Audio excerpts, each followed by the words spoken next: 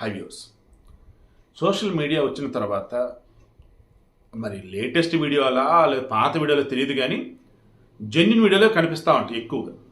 Morphing అంటే చాలా తక్కువలేండి. అలా ఇప్పుడు నా కంటికి ఒక కనపడింది. అది మరి ఎప్పుడు అన్నాడు ఏంటంటే మీరే చెప్పాలి. బొత్స సత్యనారాయణ కొన్నిసార్లు అసలు ఆయన ఏం మాట్లాడతాడు ఏంటో ఆయన పక్కన వాళ్ళు కూడా క్లారిటీగా ఉండదు.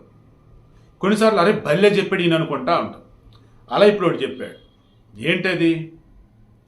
ఏపీలో నిరుద్యోగులు పెరుగుతున్నారండి అని పక్కన వాళ్ళు అడిగినారు. ఎందుకు ఏంటని ఆయన సమాధానం డైరెక్ట్గా చెప్పడు. అసలు కాసేపు దాన్ని అటు ఇటు లాగుతాడు.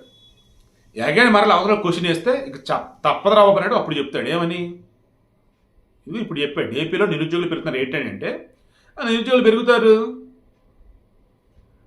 చదువుకునే పెరుగుతున్నారు, నిరుద్యోగులకు అంతే పెరుగుతారు అంటే చదువుకునే పెరుగుతున్నారు కాబట్టి నిరుద్యోగులు పెరుగుతారని చెప్పేసాడు ఆయన. అయితే నేను తప్పుగా అనలేదండి బాబు, మిమిక్రీ ట్రై చేస్తాను అంతే, ఓకేనా?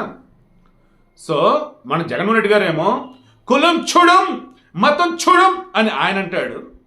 బట్ ఆయన ఇచ్చే పోస్టులు వచ్చేసరికి ఎక్కువగా వాళ్ళ కులపలకే ఉంటుంది కీలకమైనది.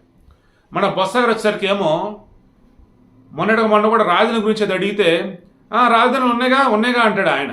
ఎక్కడ రాజధాని ఏంటంటే క్లారిటీ ఉండదు. అలా ఇప్పుడు వచ్చేసి ఏపీలో నిరుద్యోగుల సంఖ్య పెరుగుతుంది, దేశంలో ఫస్ట్ ప్లేస్లో ఉంది. అయ్యా ఇదొకటి చెప్పాలి. మొన్న ఆయన ఎవరో సబ్స్క్రైబరు స్వామి దండం మీలాంటి వాళ్ళ వల్ల నిజమైన నిరుద్యోగులు అల్లలాడిపోతారు. నేను కేంద్ర ప్రభుత్వం ఇచ్చినటువంటి నివేదికను బయటపెట్టా. ఏపీ ఫస్ట్ ప్లేస్లో ఉంది. ఏది? డిగ్రీలు చదువుకొని కూడా నిరుద్యోగులు ఉన్నటువంటి వారి లిస్టు తీస్తే ఏపీ ఫస్ట్ ప్లేస్లో ఉందండి చెప్పేసి నేను చెప్పే. లేదు ఏపీ కన్నా దారుణంగా అవన్నీ ఇవన్నీ మీరు తప్పు చెప్తున్నారు అది నిదే అన్నాడు.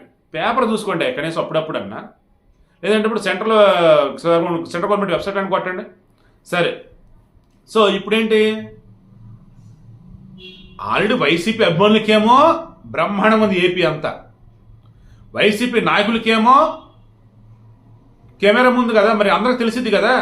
జర్నలిస్టులు వైసీపీ వాళ్ళ భజన చేసే వాళ్ళు బ్యాచ్ కాదు కదా. ఆఫ్కోర్స్ కొంతమంది ఉంటారు, నేను కాదన్నాను, బట్ కొంతమంది భజన చేయరు, ఉన్న విషయం అడుగుతారు. అలా అడిగిన వాళ్ళు ఏమన్నారు, రీసెంట్గా కేంద్ర ప్రభుత్వం ప్రకటించిన నివేదికలో డిగ్రీ చదువుకోని వారిలో, దట్ మీన్స్ గ్రాడ్యుయేట్ అయిన తర్వాత ఉద్యోగాల కోసం ఎవరైతే ఎదురు చూస్తూ ఉన్నారో వాళ్ళల్లో ఏపీలోనే అత్యధికంగా నిరుద్యోగులు ఉన్నారండి. అంటే ఏపీలో రకం చదువుకుంటున్నారు, సో బాగా చదువుకున్న వాళ్ళు ఎక్కువైనారు ఏపీలో, అందుకే నిరుద్యోగులు ఎక్కువ ఉన్నారు అన్నాడు.